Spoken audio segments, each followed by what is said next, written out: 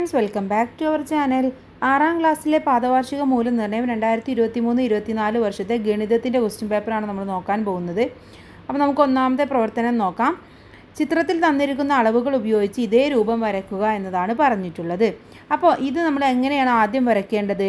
ആദ്യം നമുക്കറിയാം ഇവിടെ 6 സെൻറ്റിമീറ്റർ ആണല്ലേ. അപ്പോൾ നമ്മൾ ചെയ്യേണ്ടത് 6 സെൻറ്റിമീറ്ററിൽ ഒരു നേർരേഖ വരയ്ക്കണം കേട്ടോ. അതിനുശേഷം പ്രൊട്രാക്റ്റർ വെച്ചിട്ട് ഇവിടെ 60 സെൻറ്റിമീറ്റർ അളക്കുക. 60 സെൻറ്റിമീറ്റർ അളന്ന് ഇങ്ങോട്ടും, ഇവിടെ 60 സെൻറ്റിമീറ്റർ അളന്ന് ഇങ്ങോട്ടും വരക്കുക. ഇവിടെ 30 സെൻറ്റിമീറ്റർ അളന്നെടുക്കുക. എന്നിട്ട് അത് ഇതിനോട് യോജിപ്പിക്കുക. ഇവിടെയും അതേപോലെ ചെയ്യുക. അപ്പോൾ നിങ്ങൾക്ക് ഇത്തരത്തിലുള്ള രൂപം കിട്ടും. വളരെ ഈസി ആയിട്ട് ചെയ്യാവുന്നതാണ്. അഥവാ ഇവിടെ നിങ്ങളുടെ സെൻറ്റിമീറ്റർ നീളത്തിൽ വരച്ച വരയും അതുപോലെ തന്നെ കോണളവും ശരിയാണോ എന്നതുള്ളതാണ് ടീച്ചേഴ്സ് നോക്കുന്നത്. അപ്പോൾ അത് കറക്റ്റായിട്ട് വരയ്ക്കുക. വളരെ സിമ്പിളായിട്ടുള്ള ക്വസ്റ്റ്യൻ ആണ്. അപ്പോൾ കൂട്ടുകാർ അതേപോലെ തന്നെ വരയ്ക്കാൻ വേണ്ടി ശ്രമിക്കുക. ഇവിടെ 6 സെൻറ്റിമീറ്റർ എടുക്കാനും മറന്നു പോകരുത്. ഇവിടെയും കോണളവുകളും കറക്റ്റ്, ഈ ഒരു കോണളവുകൾ തന്നെ കറക്റ്റായിട്ട് എടുക്കുകയും ചെയ്യുക. ഓക്കെ, നെക്സ്റ്റ് രണ്ടാമത്തെ പ്രവർത്തനം. ചിത്രത്തിൽ ഒരു വൃത്തത്തെ തുല്യ ഭാഗങ്ങളാക്കി ഇരിക്കുന്നു. വൃത്തത്തിൻ്റെ എത്ര ഭാഗമാണ് ഷെയ്ഡ് ചെയ്തിരിക്കുന്നത് എന്നാണ് ചോദിച്ചിട്ടുള്ളത്. ഇവിടെ എത്ര ഭാഗമാണ് കൂട്ടുകാരെ ഷെയ്ഡ് ചെയ്തിട്ടുള്ളത്? നമ്മൾ ആദ്യം നോക്കേണ്ടത് ഇത് ആകെ എത്ര ഭാഗങ്ങളുണ്ടെന്ന് നോക്കണം. 1, 2, 3, 4, 5, 6, 7, 8. അഥവാ 8 ഭാഗങ്ങളാണുള്ളത്. അതിൽ ഷെയ്ഡ് ചെയ്തത് ആകെ ഒരു ഭാഗം മാത്രമേ ഉള്ളൂ. അഥവാ 8ൽ ഒരു ഭാഗമാണ് ഷെയ്ഡ് ചെയ്തിട്ടുള്ളത്, 1/8. ഓക്കെ, ഇനി ഒന്നാമത്തെ ആൻസർ കിട്ടി. ഇതാണ് ഒന്നാമത്തെ ആൻസർ എന്ന് പറയുന്നത്. ബി ചോദ്യം എന്ന് പറയുന്നത് കോൺ എ ഒ ബിയുടെ അളവ് എത്ര എന്നാണ് ചോദിച്ചിട്ടുള്ളത്. കോൺ എ ഒ ബി, ഈ കോണിൻ്റെ അളവാണ് ചോദിച്ചിട്ടുള്ളത്.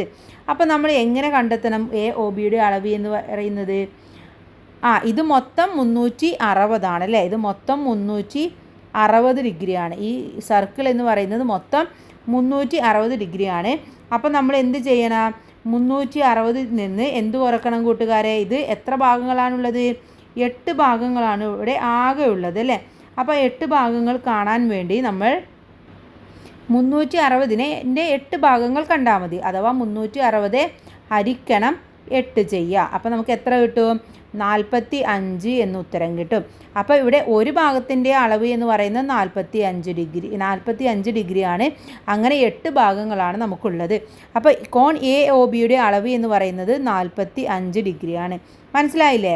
ഒരു സർക്കിൾ, ഒരു വൃത്തത്തിൻ്റെ ആകെ കോണുകളുടെ അളവ് എന്ന് പറയുന്നത് 360 ആണ്. ഇവിടെ ആകെ 8 ഭാഗങ്ങളാണുള്ളത്. അപ്പോൾ ആ 8 ഭാഗങ്ങൾ എത്ര, ഓരോ ഭാഗവും എത്രയുണ്ടെന്ന് നോക്കാൻ വേണ്ടിയിട്ട് 360 ÷ 8 ചെയ്താൽ നമുക്ക് 45 എന്ന് ഉത്തരം കിട്ടും. മനസ്സിലായില്ലേ? ഇനി 3 സെൻറ്റിമീറ്റർ നീളമുള്ള ഒരു വൃത്തം വരച്ച് അതിൻ്റെ 1/6 ഭാഗം ഷെയ്ഡ് ചെയ്യാനാണ് പറഞ്ഞിട്ടുള്ളത്. അപ്പോൾ നമ്മൾ എങ്ങനെ ചെയ്യണം? നമ്മൾ 3 സെൻറ്റിമീറ്റർ ഉള്ള ഒരു 3 സെൻറ്റിമീറ്റർ ആരമാണുള്ളത് അല്ലേ. അപ്പോൾ 3 സെൻറ്റിമീറ്റർ എടുക്കുക. എന്നിട്ട് നിങ്ങൾ അത് വെച്ച് വൃത്തം വരയ്ക്കുക. എന്നിട്ട് കേന്ദ്രത്തിൽ നിന്ന് 60 ഡിഗ്രി കോണളവ് വെച്ചിട്ട് 1/6 ഭാഗം നിങ്ങൾ ഷെയ്ഡ് ചെയ്ത് കൊടുക്കുക. ഓക്കെ, മനസ്സിലായില്ലേ? ഇനി അടുത്തത് നോക്കാം. പ്രവർത്തനം 3. തുടർച്ചയായ 6 ഇരട്ട സംഖ്യകളുടെ ശരാശരിയുടെ സവിശേഷത കണ്ടെത്തുവാൻ ശ്രമിക്കുകയാണ് സതീഷ്. അതിനായി കണ്ടെത്തിയ വിവരങ്ങളാണ് പട്ടികയിൽ ഉള്ളത്. പട്ടികയിൽ വിട്ടുപോയ ഭാഗങ്ങൾ പൂരിപ്പിക്കാനാണ് പറഞ്ഞിട്ടുള്ളത്. അപ്പോൾ ഇവിടെ തന്നിട്ടുള്ളത് എന്താണ്? 6, 8, 10, 12, 14, 16 എന്ന അളവിലാണ് നമുക്ക് തന്നിട്ടുള്ളത് അല്ലേ. ഇനി തുക എന്ന് പറയുന്നത് 66 ആണെന്ന് വന്നിട്ടുണ്ട്. 66 ÷ 6. ഇവിടെ എത്ര സംഖ്യകളാണുള്ളത്? 1, 2, 3, 4, 5, 6. അപ്പോൾ ആ 6 സംഖ്യകളാണ് ഈ താഴെ കൊടുത്ത 6 എന്ന് പറയുന്നത്. ഇത് ഡിവൈഡ് ചെയ്യുമ്പോൾ 11 എന്ന് നമുക്ക് ഉത്തരം കിട്ടും കേട്ടോ. ഇനി ഇതിൻ്റെ അടുത്തത് നോക്കൂ. 10, 12, 14, 16, 18, 20 എന്നുള്ളതാണ് തന്നിട്ടുള്ളത് അല്ലേ. അങ്ങനെയാണെങ്കിൽ അടുത്ത സംഖ്യ എത്രയായിരിക്കും? ഇതിൻ്റെ തുക എന്ന് പറയുന്നത് 90 വരും. ഓക്കെ, 90. നമുക്കൊന്ന് നോക്കാം എത്രയാണെന്ന്. കൂട്ടുകാരൊന്ന് കൂട്ടി നോക്കണേ. 10, 12,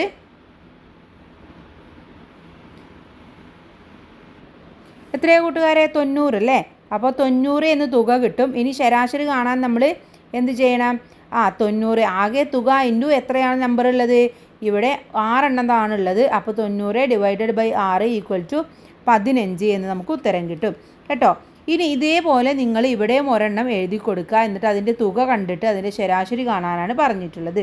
അപ്പോൾ ഇതേപോലെ തന്നെ നിങ്ങൾ എഴുതിയാൽ മതി കേട്ടോ. ഇനി ഇതിലെ ബി ചോദ്യം, തുടർച്ചയായ 6 ഇരട്ട സംഖ്യകളുടെ ശരാശരിയും മധ്യത്തിലുള്ള 2 സംഖ്യയും തമ്മിലുള്ള ബന്ധം എഴുതാനാണ് പറഞ്ഞിട്ടുള്ളത്. എന്താണ് ബന്ധമുള്ളത്? ഇവിടെ നോക്കൂ, ഈ 11 എന്ന് കിട്ടിയിട്ടുള്ളത് ഈ മൂന്നാമത്തെ സംഖ്യ കഴിഞ്ഞിട്ടുള്ള അടുത്ത സംഖ്യയാണ് അല്ലേ. ഇവിടെ 14 എന്ന് മൂന്നാമത്തെ സംഖ്യ കഴിഞ്ഞ് അടുത്ത സംഖ്യയാണ് 15 എന്ന് പറയുന്നത്. അപ്പോൾ എന്താണ് ഇതിൻ്റെ ബന്ധം എന്ന് പറയുന്നത്? മൂന്നാമത്തെ വരിയിൽ തുടർച്ചയായ 6 സംഖ്യകൾ എഴുതുക, എന്നിട്ട് അതിൻ്റെ ശരാശരി കാണാൻ പറഞ്ഞു. അതിനുശേഷം ഇതിൻ്റെ മധ്യത്തിലുള്ള 2 സംഖ്യകളുടെ തുകയുടെ പകുതിയാണ് എന്നെഴുതിയാൽ മതി. എന്താണ് മധ്യത്തിലുള്ള സംഖ്യയുടെ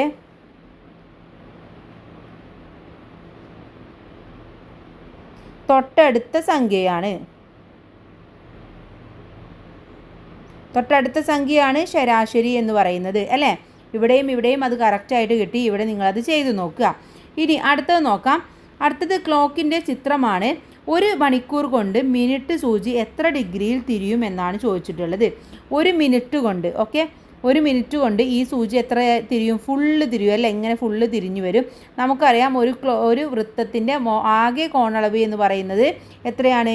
360 ആണ്. അപ്പോൾ ഇവിടെ ഉത്തരം എന്ന് പറയുന്നത് എത്രയായിരിക്കും? 360 ഡിഗ്രിയാണ്. ചിത്രത്തിലെ ക്ലോക്കിലെ സൂചികൾ തമ്മിലുള്ള കോണളവ് എത്ര ഡിഗ്രി ആണെന്നാണ് ചോദിച്ചിട്ടുള്ളത്. ഇവിടെ 2ലും 12ലുമാണ് നിൽക്കുന്നത്. അപ്പോൾ എത്രയാണ് അവിടുത്തെ കോണളവ് എന്ന് പറയുന്നത് 60 ഡിഗ്രിയാണ്. 60 ഡിഗ്രി. ഇനി ക്ലോക്കിലെ സമയം 4 മണിയാകുമ്പോൾ സൂചികൾ തമ്മിലുള്ള അളവ് എത്ര? അതുപോലെ തന്നെ ഇതേ കോണളവ് വരുന്ന മറ്റൊരു സമയം എഴുതാനും പറഞ്ഞിട്ടുണ്ട്. അപ്പോൾ ഇവിടെ 4 മണിയാണ് അല്ലേ. 4 എന്ന് പറയുമ്പോൾ ഇവിടെയായിരിക്കും. ഇങ്ങനെ ഇവിടെയും പിന്നെ എവിടെയാണ്? ഇങ്ങനെയാണ് വരിക അല്ലേ. ഇങ്ങനെ എന്ന് പറയുമ്പോൾ ഇത് എത്രയായിരിക്കും? ഇവിടെ ഓരോന്നിനെയും നമ്മൾ കാൽക്കുലേറ്റ് ചെയ്യുമ്പോൾ ഇത് 120 ഡിഗ്രി ആണെന്ന് നമുക്ക് മനസ്സിലാക്കാൻ സാധിക്കും. ഇനി ഇതേ കോണളവ് വരുന്നത് എവിടെയാണ്? ഇതേ സെയിം 4 പോലെയുള്ള മറ്റൊന്നാണ് 7 എന്ന് പറയുന്നത്. അപ്പോൾ 7 മണി വരുമ്പോൾ ഇതേ സെയിം ഇതായിരിക്കും വരുന്നത്, 7 മണി. കാരണം ഇതെന്താണ്? ഇത് ഇങ്ങനെയാണെങ്കിൽ ഇതിൻ്റെ ഓപ്പോസിറ്റാണ് ഇത് എന്ന് പറയുന്നത്. അപ്പോൾ അതും 120ലാണ് വരുന്നത്. ഇനി സൂചികൾക്കിടയിലുള്ള കോണളവ് 90 ഡിഗ്രി വരുന്ന ഒരു സമയം എഴുതാൻ പറഞ്ഞിട്ടുണ്ട്. ഏതാണ് 90 ഡിഗ്രി വരുന്നത്? 90 ഡിഗ്രി വരുന്നത് ഒന്നെങ്കിൽ 3 മണിയിലേക്ക് അല്ലെങ്കിൽ 9 മണിയിലേക്ക് വരുമ്പോൾ, അഥവാ ലംബമായിട്ട് വരുമ്പോഴാണ്. ഇങ്ങനെയോ വരുമ്പോഴാണ് അവിടെ എന്താവുക? അവിടെ കറക്റ്റ് സമയമായിട്ട് കിട്ടുന്നത് അല്ലേ. അപ്പോൾ ഏത് സമയം എഴുതാം നമുക്ക്? ഒന്നുകിൽ 3 മണി എഴുതാം, അല്ലെങ്കിൽ നിങ്ങൾക്ക് 9 മണി എഴുതാം. മനസ്സിലായില്ലേ? ഇനി അടുത്തത് നോക്കൂ. പ്രവർത്തനം 5. രഘു ഒരു കാർഡ് ബോർഡിൽ 1/4 മീറ്റർ നീളവും 1/2 മീറ്റർ വീതിയുമുള്ള. അഞ്ചാമത്തെ പ്രവർത്തനം നോക്കാം. രഘു ഒരു കാർഡ് ബോർഡിൽ നിന്നും 1/4 മീറ്റർ നീളവും 1/2 മീറ്റർ വീതിയുമുള്ള കുറേ ചതുര കഷ്ണങ്ങൾ വെട്ടിയെടുത്തു. ഒരു ചതുര കഷ്ണത്തിൻ്റെ പരപ്പളവ് എത്രയാണെന്നാണ് ചോദിച്ചിട്ടുള്ളത്. നമുക്ക് എന്ത് ചെയ്യാം? വളരെ ഈസി ആണല്ലേ. എന്താണ്? നീളം ഇൻറ്റു വീതി ചെയ്താൽ മതി. അഥവാ 1/4 ഇൻറ്റു 1/2 എത്രയാണ്? 1/8. 4 ഇൻറ്റു 2 8. അപ്പോൾ 1/8 എന്ന് നമുക്ക് ഉത്തരം കിട്ടും. ഇനി അടുത്തത് നോക്കൂ. ഒരു ചതുരശ്ര മീറ്റർ പരപ്പളവുള്ള ചതുരം നിർമ്മിക്കാൻ എത്ര കഷ്ണങ്ങൾ ചേർത്ത് വെക്കണം? എത്രയാണ്? 1/8. അപ്പോൾ 8 കഷ്ണങ്ങൾ ചേർത്ത് വെച്ചാൽ മതി. ഇനി ഇത്തരം 5 കഷ്ണങ്ങൾ ചേർത്ത് വെച്ച് ചുവടെ ഉള്ളതുപോലെ ഒരു സമചതുരം നിർമ്മിച്ചു. ഈ ചതുരത്തിൻ്റെ ഒരു വശം 1/4 ആയാൽ ഇതിൻ്റെ പരപ്പളവും മറ്റേ വശത്തിൻ്റെ നീളവും കണക്കാക്കാനാണ് പറഞ്ഞിട്ടുള്ളത്. അപ്പോൾ ഇവിടെ 5 കഷ്ണങ്ങളാണ് അല്ലേ. അപ്പോൾ അവിടെ പരപ്പളവ് എന്ന് പറയുന്നത് എത്രയാണ്? വളരെ സിമ്പിളായിട്ട് നമുക്ക് എഴുതാം. 5/8 എത്രയായിരിക്കും? 5/8 ആയിരിക്കും. കാരണം നീളം പ്ലസ് വീതിയാണ്. അപ്പോൾ അവിടെ 5/8 എന്ന് നമ്മൾ എഴുതിയാൽ മതി. അതല്ല എന്നുണ്ടെങ്കിൽ നമുക്ക് ഒരു വശം ഇത് എന്താണ്? ഇതിൻ്റെ പരപ്പളവാണ്. ഇത് പരപ്പളവാണ്. ഇനി നമ്മളെടുത്ത് മറ്റേ വശത്തിൻ്റെ നീളവും കണക്കാക്കാൻ പറഞ്ഞിട്ടുണ്ട്. അപ്പോൾ എത്രയായിരിക്കും? ഒരു വശം എന്ന് പറയുന്നത് 5/2 ആയിരിക്കും. ഇതിൻ്റെ നേരെ പകുതിയായിരിക്കും. അഥവാ 5/2 ആയിരിക്കും ഇതിൻ്റെ ഒരു വശം എന്ന് പറയുന്നത്. മനസ്സിലായോ? അപ്പോൾ ഇത്രയുമാണ് നമ്മൾ ഈ വീഡിയോയിലൂടെ നോക്കാൻ പോകുന്നത്. ഇമ്പോർട്ടൻ്റ് ആയിട്ടുള്ള കുറച്ച് ക്വസ്റ്റ്യൻസ് ആണ് നമ്മൾ ഡിസ്കസ് ചെയ്തത്. എല്ലാം നമുക്ക് നോക്കാനുള്ള സമയമില്ലാത്തത് കൊണ്ടാണ്. അപ്പോൾ എല്ലാ കൂട്ടുകാരും എല്ലാ ഭാഗങ്ങളും നന്നായിട്ട് പഠിക്കുക. Thanks for watching.